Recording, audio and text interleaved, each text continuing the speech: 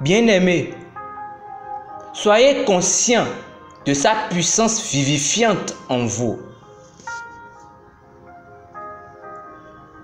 Éphésiens chapitre 3, verset 16 dit: afin qu'il vous donne, selon la richesse de sa gloire, d'être puissamment fortifié par son esprit dans l'homme intérieur.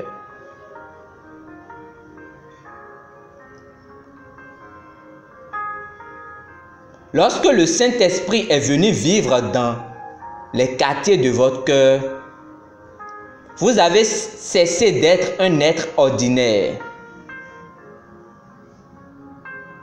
Beaucoup ont reçu le Saint-Esprit, parlent en langue, mais ils n'ont pas compris cette vérité. On ne leur a pas enseigné ce que le Saint-Esprit a le pouvoir et la capacité de faire en eux. Le Saint-Esprit, vivant en vous, fait de vous un surhumain. C'est ce à quoi l'apôtre Paul faisait référence dans notre verset principal. Il priait pour que le peuple de Dieu soit puissamment fortifié par son esprit dans l'homme intérieur. Le mot fortifié veut dire être puissamment revigoré. La Bible nous raconte que lorsque les enfants d'Israël étaient sortis d'Égypte et se dirigeaient vers la terre promise, et nul ne chancela parmi ces tribus. Psaume 105, verset 37.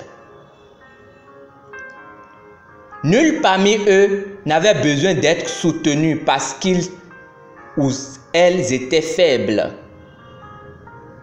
Ils étaient divinement revigorés.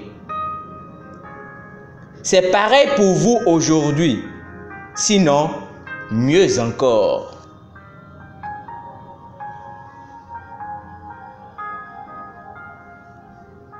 Maintenant que vous avez reçu le Saint-Esprit, votre corps, jusqu'alors mortel, a été vivifié, rendu vivant. Vous pouvez vivre sans aucune forme de faiblesse dans votre cœur. Romains chapitre 8, verset 10 nous dit que si Christ vit en nous, même si le corps avait été ravagé par les maux et maladies, l'Esprit lui rend la vie à cause de la justice. C'est la vitalité divine. Christ en vous, le Saint-Esprit en vous, c'est votre assurance de guérison. La santé divine et la vie glorieuse en Jésus-Christ. Mais si personne ne vous enseigne cela, ce ne sera pas réel dans votre vie. C'est pourquoi vous trouverez bon nombre de chrétiens qui croient que c'est normal de tomber malade. Non! Les chrétiens ne sont pas censés tomber malades. Non pas quand vous avez le Saint-Esprit. La Bible dit que votre corps est le temple du Saint-Esprit. 1 Corinthiens chapitre 6, verset 19. Le Saint-Esprit veille sur votre corps. 2 Corinthiens chapitre 6, verset 16. Comment la maladie peut-elle régner dans votre corps, là où le Saint-Esprit veille?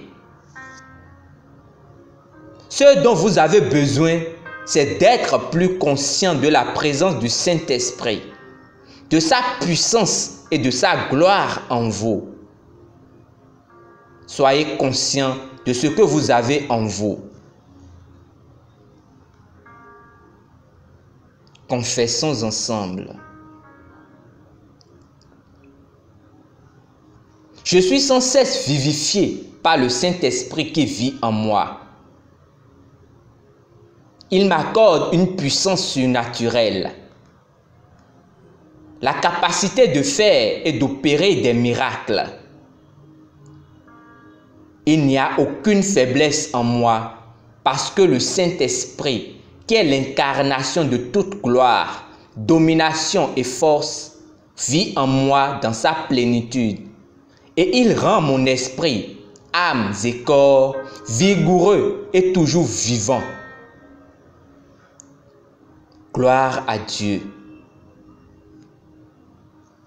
Pour une étude approfondie au dévotionnel, lisons Éphésiens chapitre 1, versets 18 à 19. Romains chapitre 8, versets 10 à 11. Et Éphésiens chapitre 3, verset 20.